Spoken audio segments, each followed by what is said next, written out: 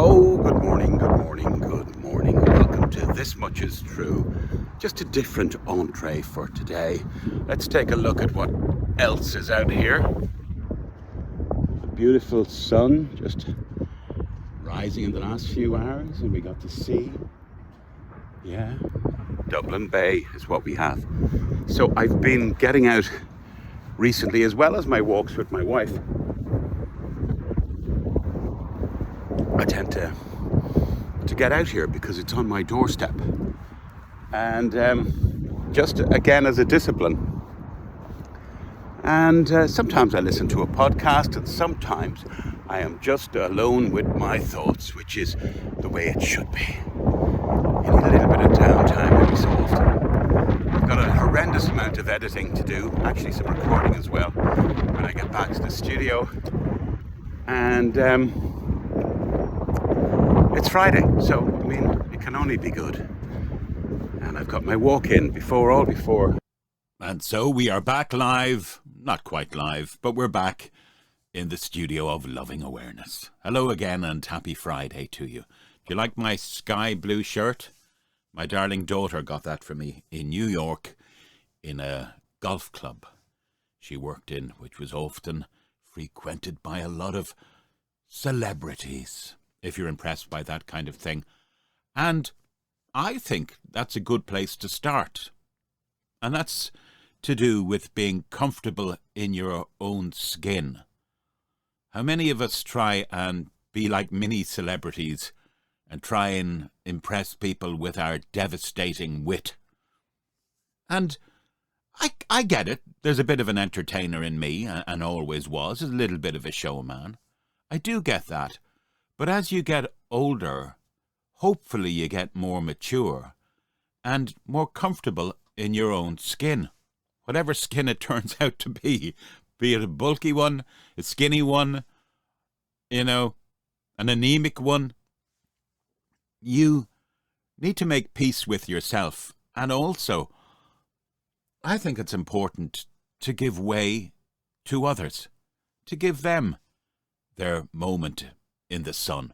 Has anyone ever told you a joke and out of politeness you listen to it? It's not a particularly good joke, but it's like conversation sometimes. You're just waiting until you can jump in with one just as funny, or that joke reminded you of one that you have.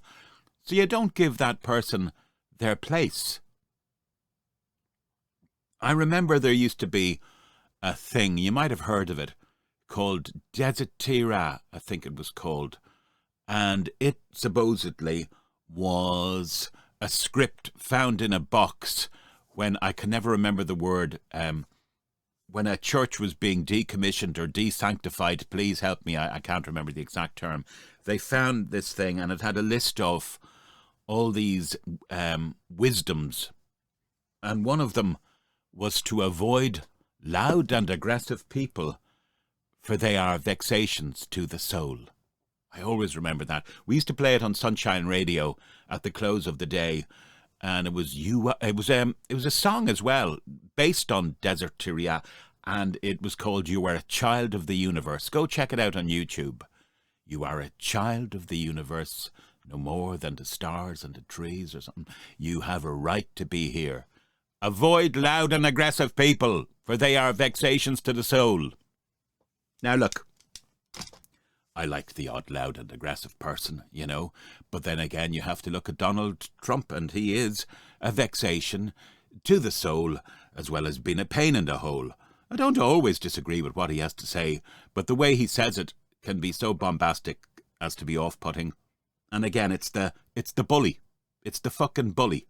The ugly American. It's the bully in the room. And you get tired of bullies as you get older. And you shouldn't put up with him anyway. I get it. It's his shtick. It's what he does. The orange man, right?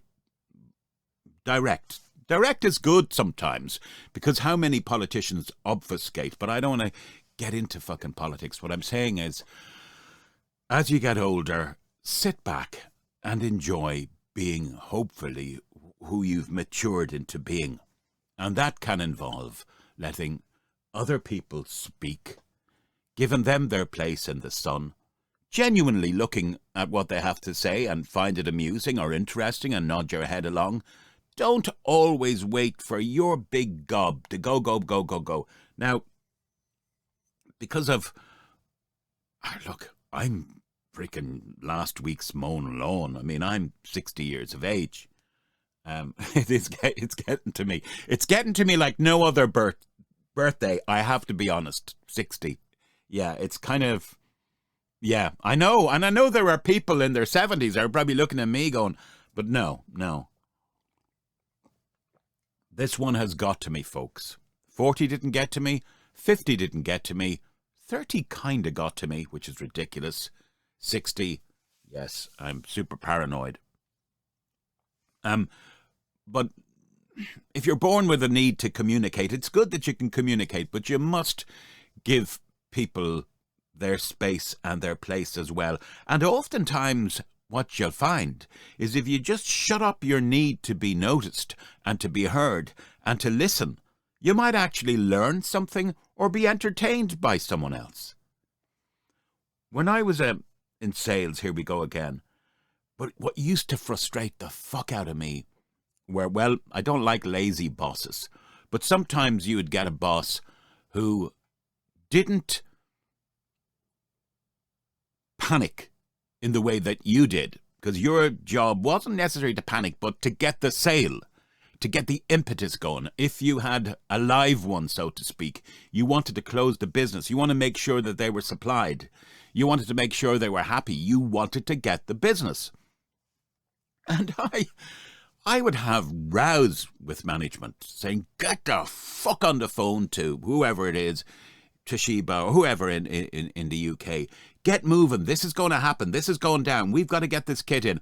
But I would, in the words of one of my bosses, the late Malcolm, he was great. He'd say to me, Mark, don't be getting yourself in a tizzy. Don't be getting yourself in a tizzy. Now, the same guy with that attitude once lost me a very big account. But he was bigger than jumping how high when people said so. Didn't matter what account it was. But he lost the company and he lost me a lot of commission. But that said, in the long haul, that in the round point of view, he had other priorities as well, is not to be just dismissed. Because you want to shout the loudest and you want to do this and you want... There was a lot to be said sometimes for not getting in a tizzy.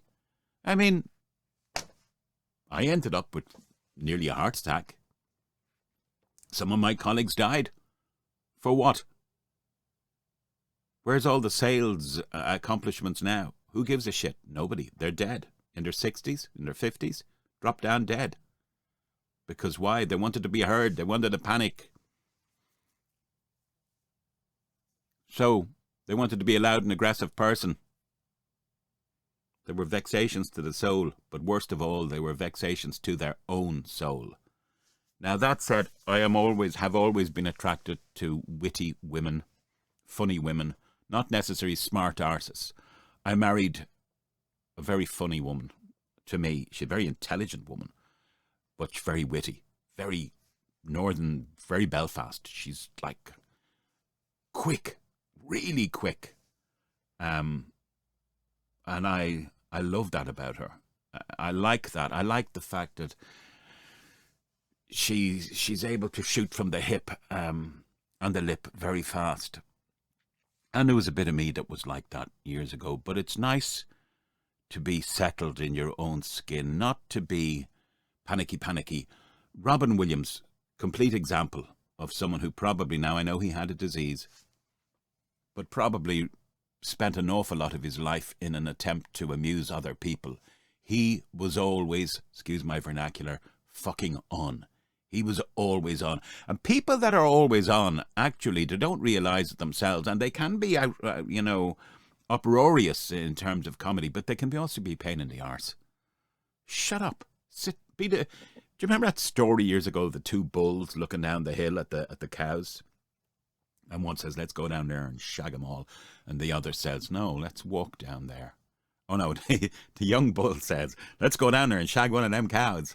And the old bull said, no, let's walk down there and shag them all. Sorry, to lower the tone.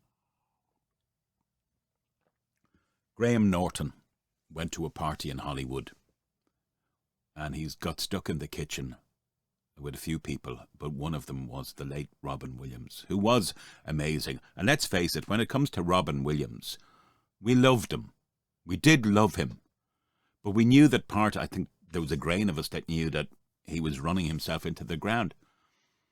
And after about half an hour of Robin Williams being Robin Williams, it occurred to Graham Norton, only in his mind, luckily he didn't offend Robin, but he said, for fuck's sake, we get it. You know, you got an Oscar. Can you relax? That's what Graham said in his mind. For fuck's sake, will you relax? You've got an Oscar.